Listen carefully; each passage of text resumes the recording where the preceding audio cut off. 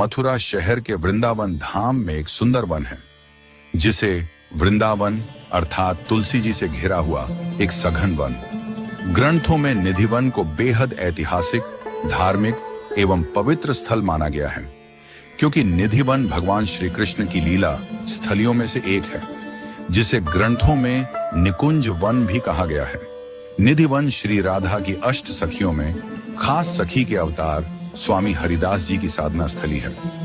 यह वही जगह है जहां स्वामी हरिदास जी को भगवान बिहारी जी के विग्रह का स्वप्न आया। मान्यता है यहां आज भी मध्य रात्रि के समय भगवान श्री कृष्ण राधा रानी और सखियों संग रास करते हैं। यहाँ तुलसी के विराट वृक्ष हैं, मानो जैसे सखियां खड़ी हों। निधिवन की संध्या आरती ही दिन की अंतिम आरती होती है, क्योंकि संध्या आरती के बाद यहाँ कोई नहीं रहता। इसीलिए निधिवन के पट संध्या आरती के बाद बंद कर दिए जाते हैं, जिसकी वजह से यहाँ रहने वाले सभी पशु पक्षी निधिवन छोड़कर स्वतः ही चले जाते हैं। निधिवन में स्वामी हरिदास जी को मिले त्रिभंग आकार के विग्रह का नाम उन्होंने ठा श्री बांके बिहारी रख दिया। बांके बिहारी जी को हरिदास जी ने सर्वप्रथम निधिवन में प्रतिष्ठित किया था, जिनको आज अनगिनत लोगों के इष्ट देव के रूप में पूजा जाता है।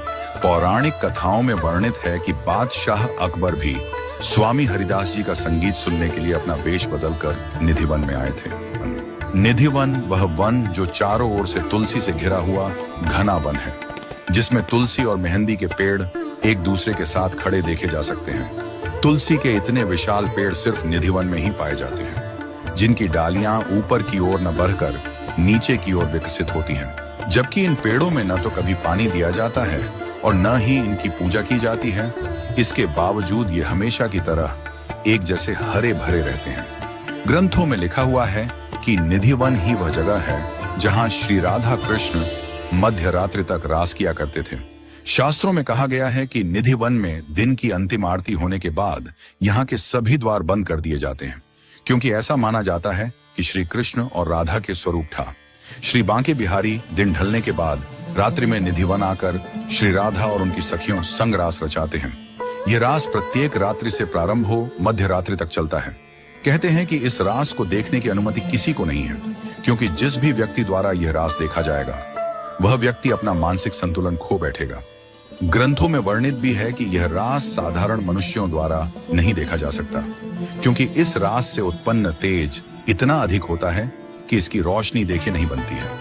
हम बात यहाँ पर रास की कर रहे हैं, तो आपको बता दें कि श्रीमद् भागवत में भी लिखा हुआ है कि शरद पूर्णिमा के दिन श्री कृष्ण श्री राधा व गोपियों संग निधिवन में महारास रचाते हैं। रंग महल निधिवन की वह जगह है